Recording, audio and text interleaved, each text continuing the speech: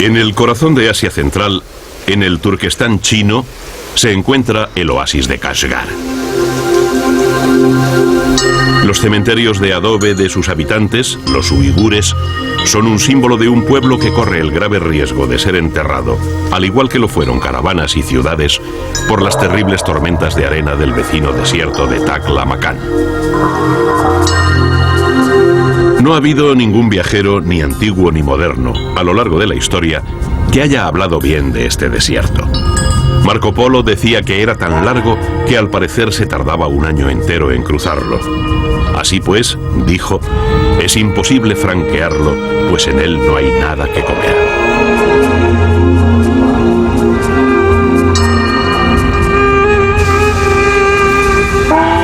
El nombre de Taklamakan quiere decir en turco entrarás pero no saldrás. Hoy, en este desierto, China prueba sus armas nucleares y vigila los movimientos de su enemiga, la antigua URSS, y de los rebeldes uigures. Y también es un lugar que las milenarias caravanas de la Ruta de la Seda tienen que rodear por el norte o por el sur para poder alcanzar el oasis de Kashgar. Kashgar se encuentra en el extremo oeste de este desierto, donde las cordilleras del Tian Shan, el Pamir y el Kunlun forman un callejón sin salida.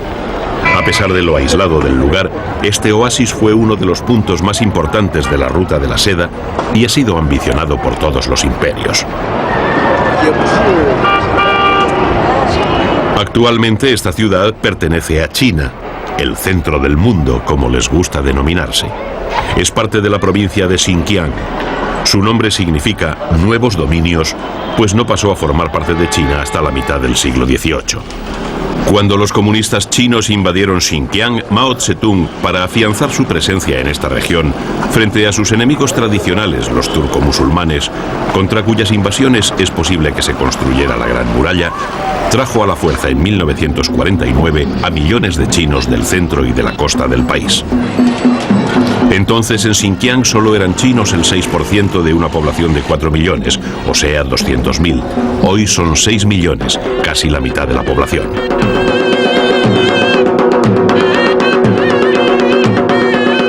Al igual que en el Tíbet, la región autónoma de Xinjiang no goza de ningún poder efectivo.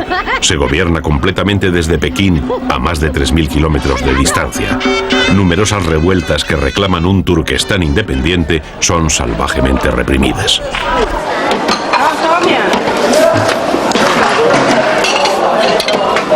Aunque las minorías turcas, tibetanas, mongolas y otras forman tan solo el 6% total de la población china, ocupan sin embargo más de la mitad de su superficie. Xinjiang es 3 veces más grande que España.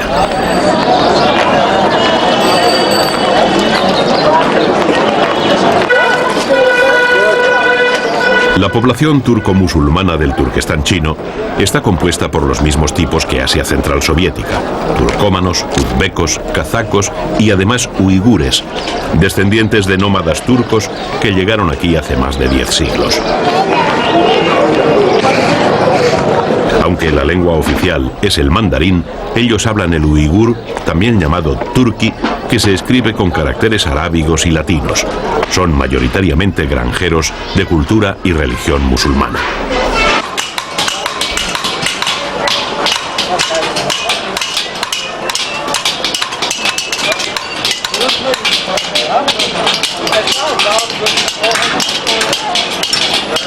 Dejando al margen los problemas de identidad del Kashgar actual, algunas cosas aquí no han cambiado desde tiempos inmemoriales.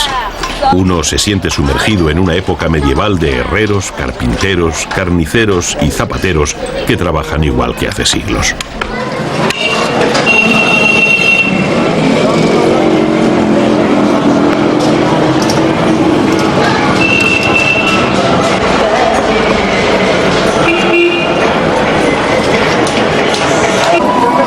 Los barberos callejeros parecen esquiladores sobre las blancas y redondas cabezas de sus paisanos.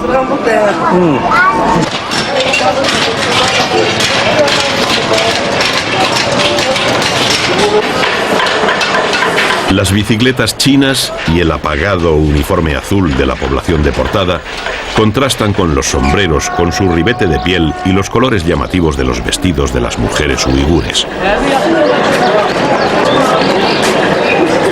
El domingo es día de mercado y el mercado de Kashgar desde hace 2 milenios tiene fama de ser el más increíble bazar de Asia.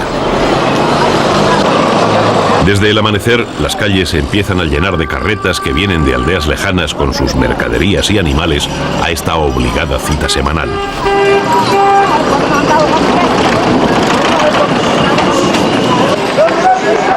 Aquí aparecen tipos que parecen sacados de algún cuento oriental.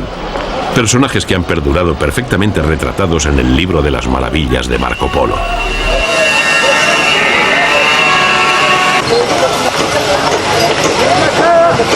Peatones, carretas, caballos y bicis. Todo el mundo se dirige gritando «¡Pose, pose! ¡Que voy!», al gran bazar. Toda la ciudad se convierte en un enorme y bullicioso mercado. Manzanas, ruido, mayores y pequeños, hediondos puestos custodiados por nubes de moscas y avispas.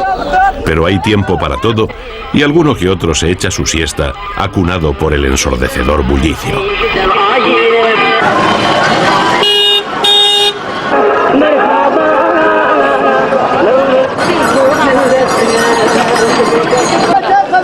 Las carretas se apresuran con sus cargamentos de trigo, arroz, judías, maíz y toda clase de frutas. La venta se realiza a gritos. No sin esfuerzo se ha venido de lejos, y el que más grita es el que más vende. En una zona un poco apartada del mercado, los caballos son sometidos a un concienzudo examen por parte de los posibles compradores. Los kazacos, nómadas mongoles, normalmente sus dueños, son los más expertos criadores de los corceles celestiales que gozaron de tanta fama en la época de la dinastía Han. Practican un lema que dice: un buen caballo es un miembro de la familia.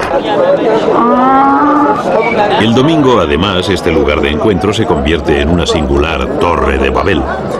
Aunque el idioma que más se habla es el turco y sus variantes, y el impuesto mandarín, se oyen también una amalgama de diferentes sonidos de los comerciantes que vienen del plurilingüe vecino Pakistán. Realizada la operación, el dinero pasa de unas manos a otras. Lo único que ha cambiado muchas veces es el tipo de moneda. Hoy se maneja el yuan chino. No saben cuál será la próxima moneda.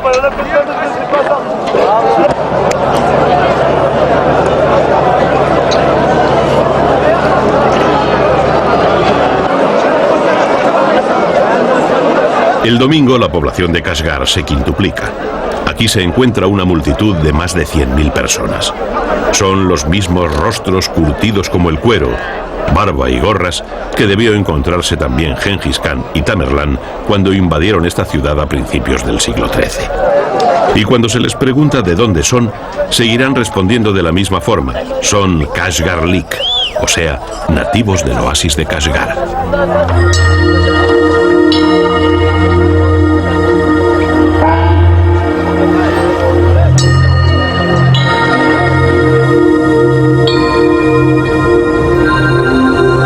Salir de Kashgar significa o rodear el desierto de Taklamakan o subir hacia alguna de las cordilleras que rodean el oasis. Una de las ramas de la ruta de la seda se dirige hacia Pakistán. Remonta la masa montañosa que los geógrafos denominan el nudo Pamir. Aquí convergen los montes Pamir, el Hindu Kush y el Himalaya. Este es el verdadero techo del mundo.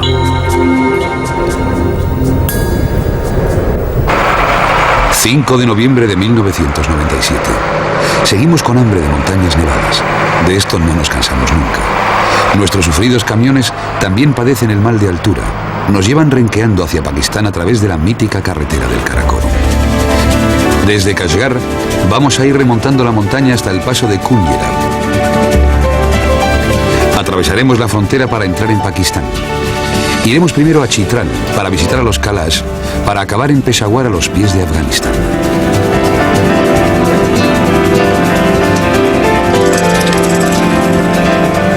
Nos encontramos en la Alta Tartaria, región que en el siglo XVIII fue llamada el Tercer Polo, pues se le consideraba tan remoto como el Polo Norte o el Polo Sur.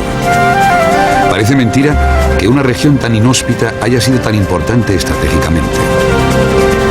Sir Halford Mackinder calificó esta región como el pivote geográfico de la historia. Región de convergencias imperiales donde Rusia pretendió expandirse hacia el este desde Uzbekistán, Gran Bretaña hacia el norte desde la India y China intentaba mantener sus fronteras occidentales, maniobras que se denominaron el Gran Juego. Y las víctimas desdeñadas de este juego fueron los nómadas pastores turcómanos, tayikos, kazacos, kirguises y uigures, verdaderos habitantes de las desoladas alturas.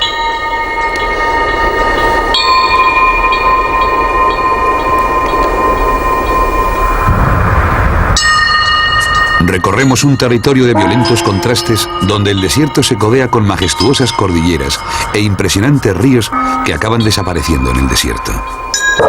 Reino de extensas comunidades sedentarias y nómadas que viven esparcidos a ambos lados de una frontera negociada o disputada por otros. Hombres libres sin más patria que su tribu, su lengua y sus pastos, poco dispuestos a guardar lealtad a esos otros que pretenden arrebatarles esta tierra de nadie, rusos o chinos.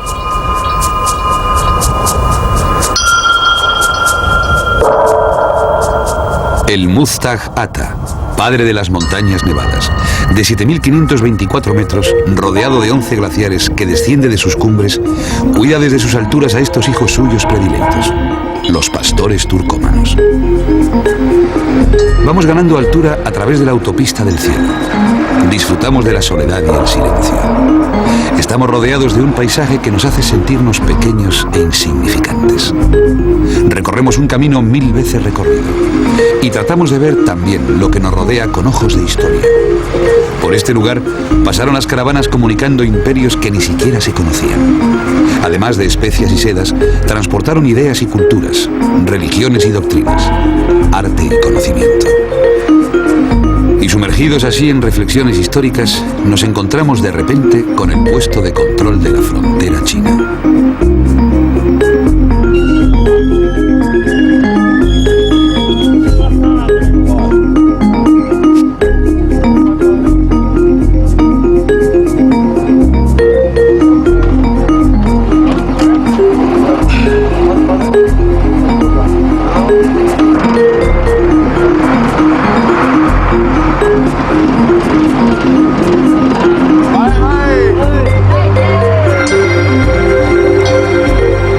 Atravesamos el paso fronterizo más elevado del mundo, a 4.733 metros de altura.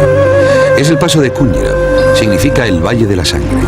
Hace honor a aquel proverbio local que dice: las incursiones son nuestra agricultura. Fue lugar de asaltos y emboscadas.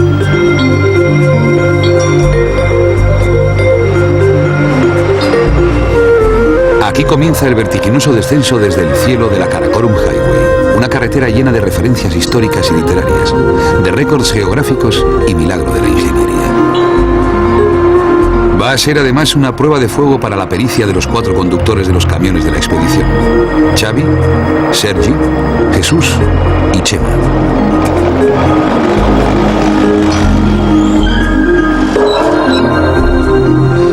Finalizadas las hostilidades entre China y Pakistán, después de que el gigante amarillo invadiese el Tíbet y se quedara con parte del territorio de Pakistán e India, en 1966 se inició la construcción de una carretera militar entre Islamabad y Kashgar. El proyecto no podía ser más difícil. La carretera debía atravesar las 4 cordilleras más altas del mundo: el Pamir, el Karakorum, el Hindu Kush y el Himalaya.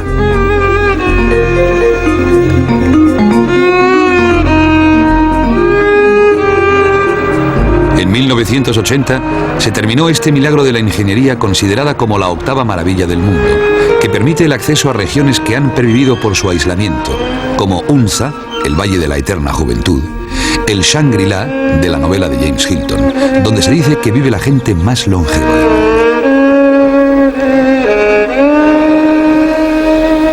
El trabajo de mantenimiento de la carretera es enorme. Desprendimientos, terremotos, glaciares, riadas y avalanchas libran una constante batalla contra esta cicatriz creada por el hombre.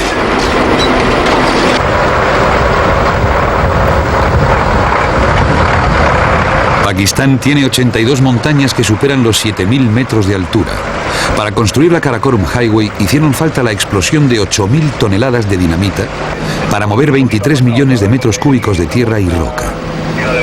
Se necesitaron 80.000 toneladas de cemento, más de 1.000 camiones. Tiene más de 100 puentes y trabajaron 15.000 obreros chinos y pakistaníes, de los cuales 400 perdieron la vida y 314 resultaron heridos.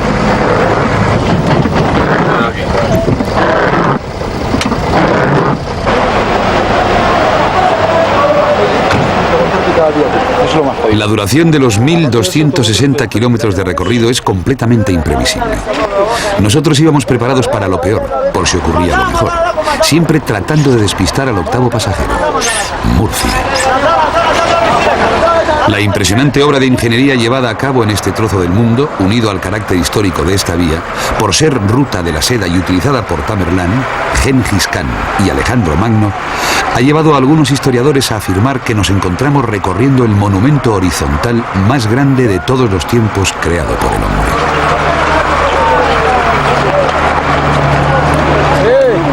Cuando las desgastadas ruedas de los vehículos o sus achacosos motores no pueden con las deslizantes cuestas de barro, surge esa ley no escrita de solidaridad contra los elementos, que tiene más fuerza que el mosaico diverso y confuso de lenguas y razas que constituyen Pakistán.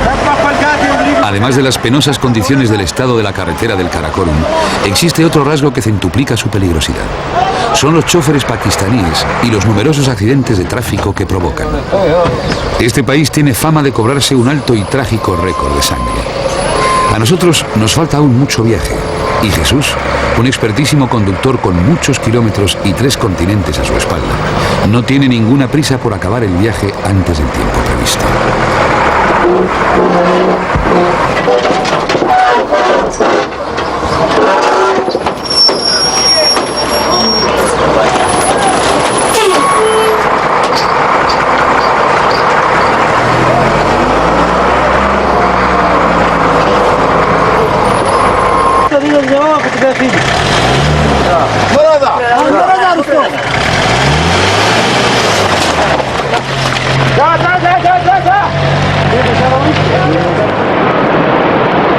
El río Indo, también llamado Padre de los Ríos, está engullido entre montañas negras y peladas. Él es otro de los protagonistas de esta indomable geografía que obliga a los pakistaníes a avivar su ingenio en la difícil tarea de los desplazamientos y la supervivencia.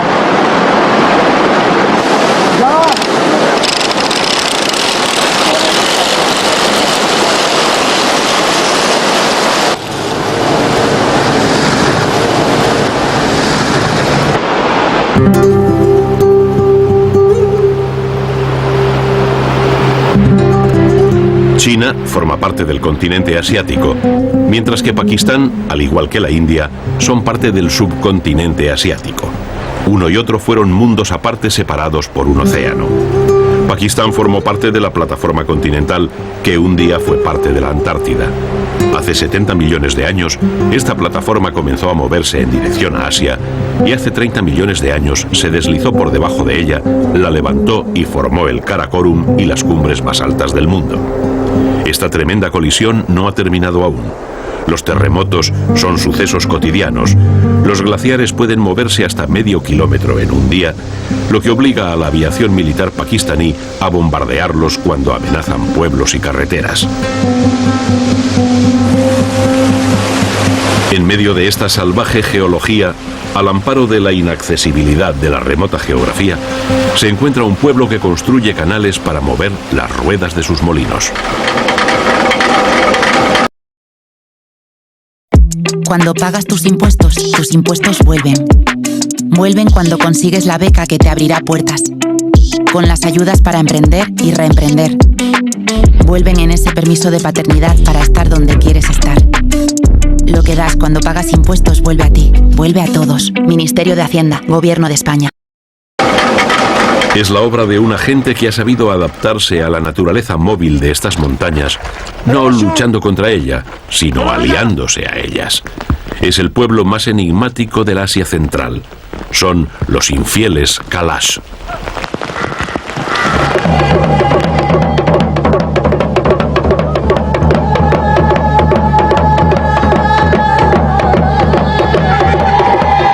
Su origen es un completo misterio.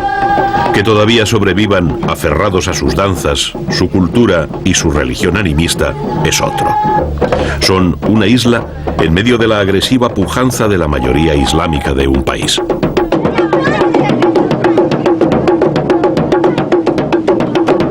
De hecho, los kafires o infieles idólatras, que es el término con el que se les conoce, vivían entre Afganistán y Pakistán. Los hermanos de Afganistán ya han sido convertidos o eliminados. Solo quedan unos 3.000 que viven en los 3 valles de Pakistán alrededor de Chitral.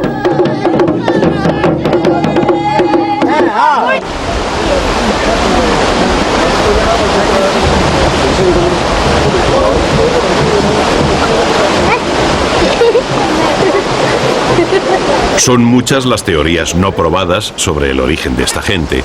Ellos suelen decir que son descendientes de una partida de soldados del ejército de Alejandro Magno que se quedaron por el Hindu Kush en su viaje a la India. Por eso se ven tantos rubios y de ojos claros. Según Dupré, son los arios más puros y estarían emparentados con los vascos. El escritor Rudyard Kipling basó su novela El hombre que pudo ser rey, que luego se llevó al cine, en una historia sucedida entre los Kalash. El enigma de este misterioso pueblo panteísta aún está por resolver. Veneran a Iskander, que podría ser Alejandro, un gran guerrero que vino de Occidente. Usan la silla, un elemento poco común entre los pueblos asiáticos, y beben vino. Sus casas, literalmente colgadas de las laderas de sus escarpadas montañas, son una proeza arquitectónica. Allí guardan sus ganados, vacas y ovejas, y se preparan para aguantar el largo y frío invierno. Rustam Jan es el maestro del pueblo de Brumboret. Aquí la vida puede ser muy dura, dice. La nieve está a punto de llegar y permanece entre nosotros mucho tiempo. Quien no haya almacenado leña y guardado mijo, trigo, maíz y castañas, la espera hasta la primavera puede resultar fatal.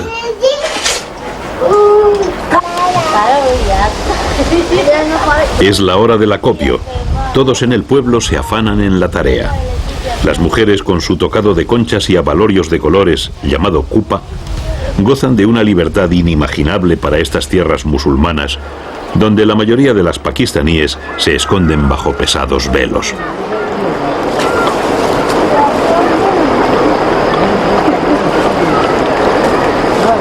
En 1883, McNair, un oficial del Servicio de Inteligencia indio, relató que los habitantes de estos valles eran celebrados por su hermosura, que adoraban ídolos, bebían vino en copas y vasos de plata, utilizaban sillas y mesas, hablaban un lenguaje desconocido para sus vecinos y que los ojos azules eran más corrientes que los marrones.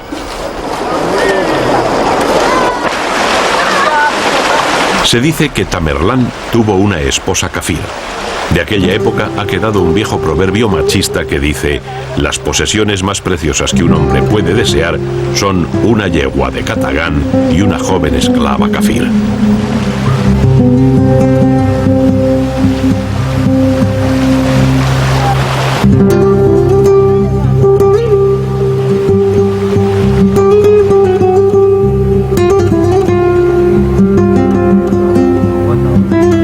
Entre estas montañas ancladas en un pasado remoto, la prisa y la urgencia carecen de sentido.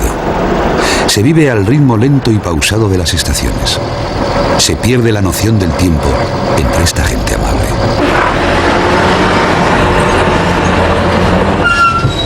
Pero tenemos que proseguir el viaje.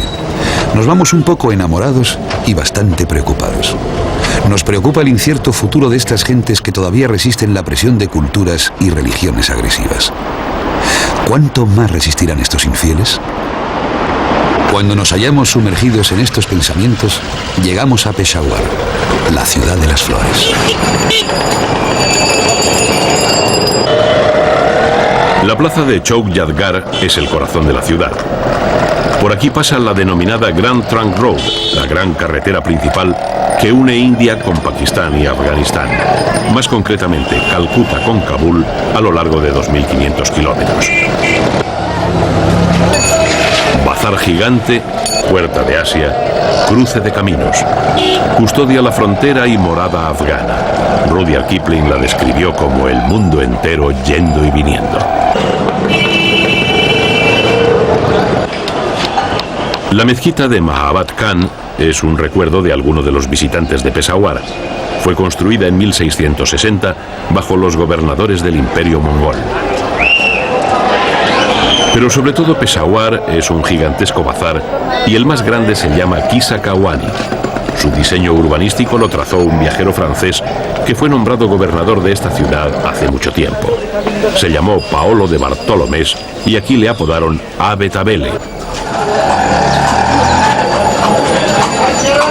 Las mujeres, cubiertas con la burka, impuesta por la más estricta ley islámica, junto con multitud de personajes sacados de una novela de aventuras, se pasean arriba y abajo por calles con nombres tan sugestivos como la de los contadores de cuentos, pues aquí las caravanas se detenían a oír baladas e historias de amor y guerras de narradores de leyendas.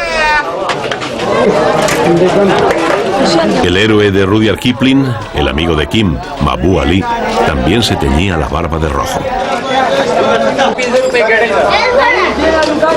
Pero de entre todos los personajes reales y de leyenda, los que más nos llaman la atención son los fieros patanes.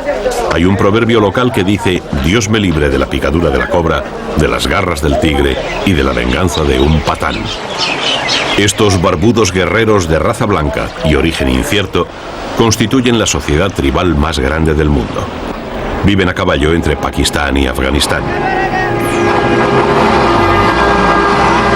A 18 kilómetros de Peshawar comienza el disputado Paso de Khyber. Aquí en un solo día 16.000 soldados del Imperio Británico cayeron abatidos bajo el fuego de los rifles de las guerreras tribus patanas. Las insignias de los regimientos conmemoran la lucha sangrienta. Es un pasillo estratégico de 53 kilómetros que conecta Pakistán con Afganistán.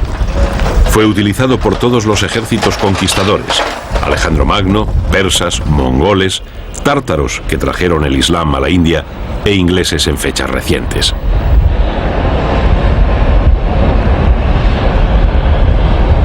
Importante paso de comercio, durante siglos grandes caravanas de camellos viajaron a través de este corredor.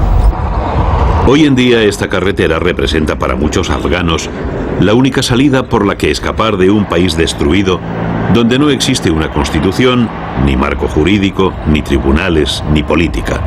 En definitiva, una anarquía absoluta. Desde que en 1979 la extinta URSS invadió Afganistán, este país se ha convertido en el primer productor mundial de refugiados y desplazados, con más de 10 millones. En el paso del Khyber, la frontera afgano-pakistaní, cientos de familias intentan cruzar a diario huyendo del movimiento integrista talibán. Los talibán surgieron a finales de 1994 y en su mayoría son jóvenes estudiantes religiosos reclutados en las madrasas sunitas, las escuelas coránicas, y que representan a la más estricta ley islámica. Pero este paso es también la puerta de salida de toneladas de opio, morfina y hachís. La droga es transportada por los propios talibán, ya que esta representa su única fuente de ingresos para seguir luchando. Gran parte de esta droga es intercambiada por armas en Pakistán, donde pueblos enteros se dedican a la fabricación y falsificación de todo tipo de armamento. En cualquiera de estas tiendas se pueden conseguir todas las armas inventadas, desde un bolígrafo pistola hasta un bazooka.